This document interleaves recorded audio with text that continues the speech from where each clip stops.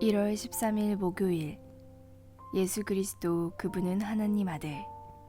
누가복음 3장 21절에서 38절까지.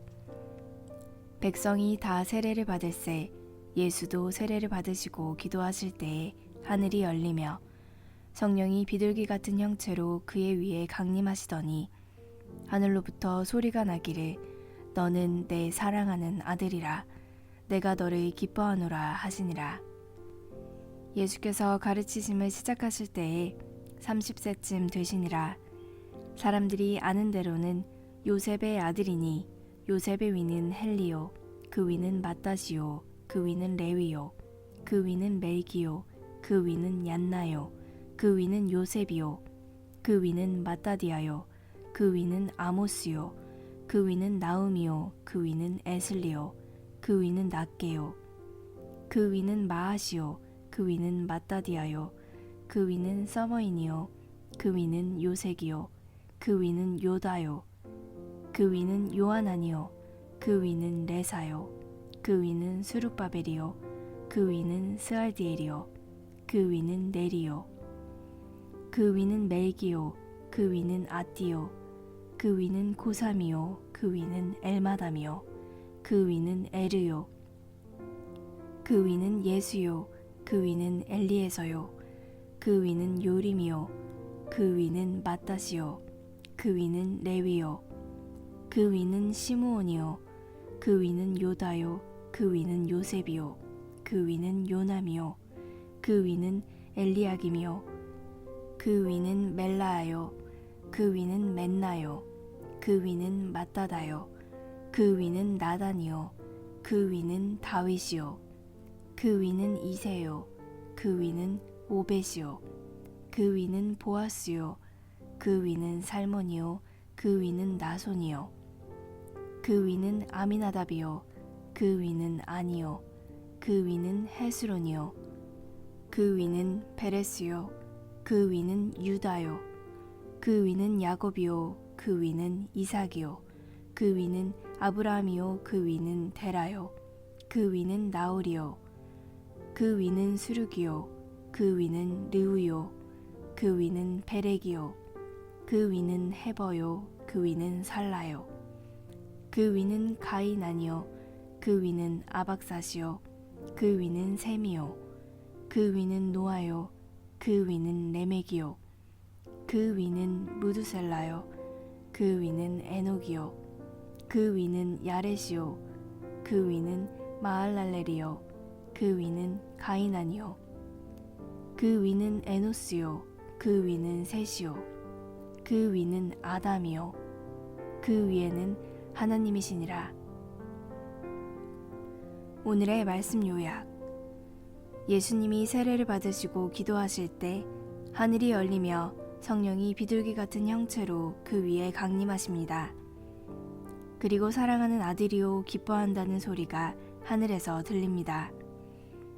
30세쯤에 예수님이 가르치기 시작하십니다. 예수님의 족보를 거슬러 올라가면 마지막에 아담이요, 그 위는 하나님입니다. 본문 해설. 세례를 받으신 예수님.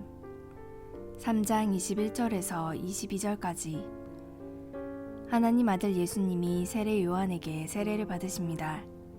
예수님이 세례를 받으신 이유는 세 가지입니다. 첫째, 세례는 죄를 씻는 의식인데 예수님은 죄가 없으심에도 세례를 받으심으로써 자신을 죄인의 위치에 두셨습니다. 둘째, 예수님은 세례를 받으심으로 자신이 메시아이심을 세상에 드러내셨습니다. 셋째, 예수님이 세례를 받을 때 들려온 하늘의 음성은 그분이 하나님 아들이심을 공표합니다. 예수님이 세례를 받으실 때 성령이 비둘기 같은 형체로 강림하십니다.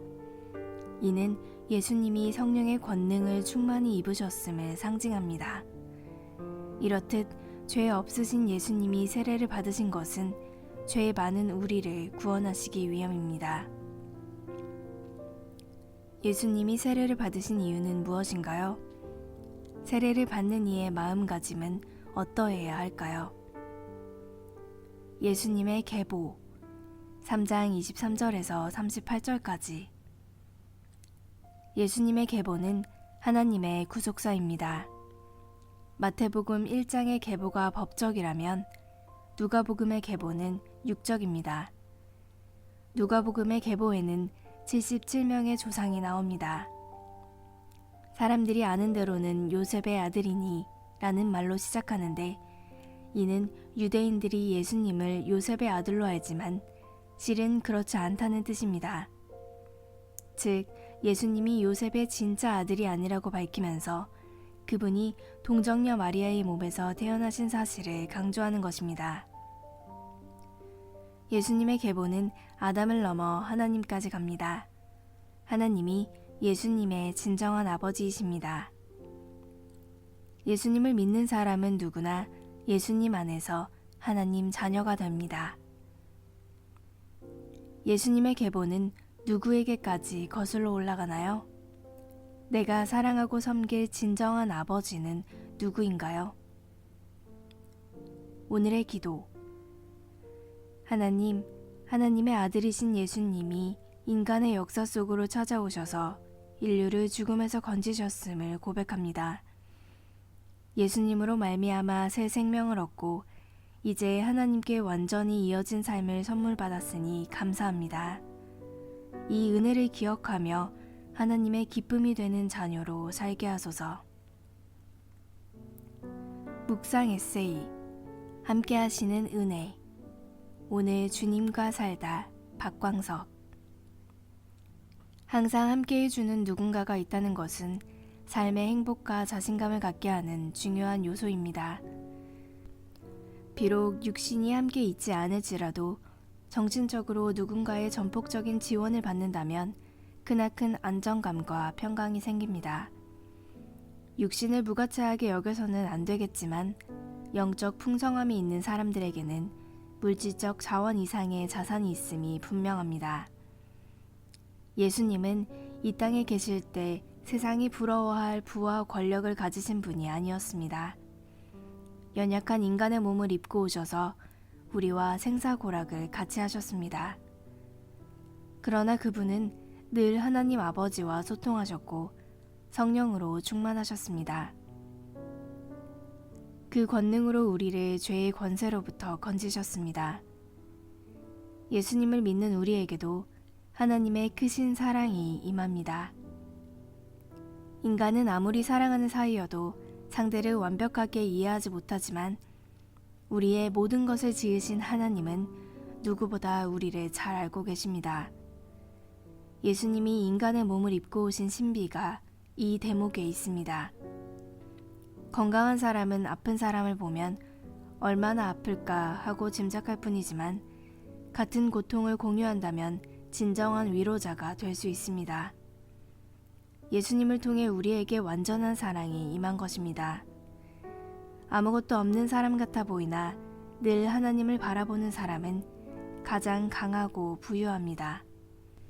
날마다 하나님 은혜를 공급받기를 사모하십시오.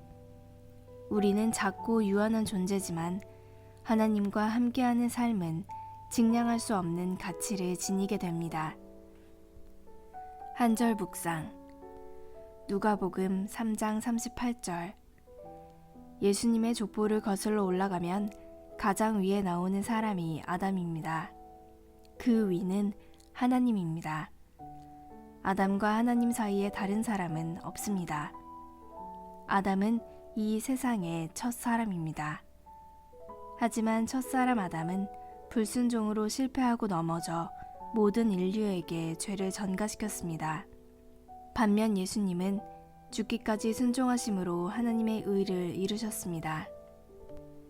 예수님은 아담으로부터 시작된 죄의 사슬을 끊으신 마지막 아담입니다.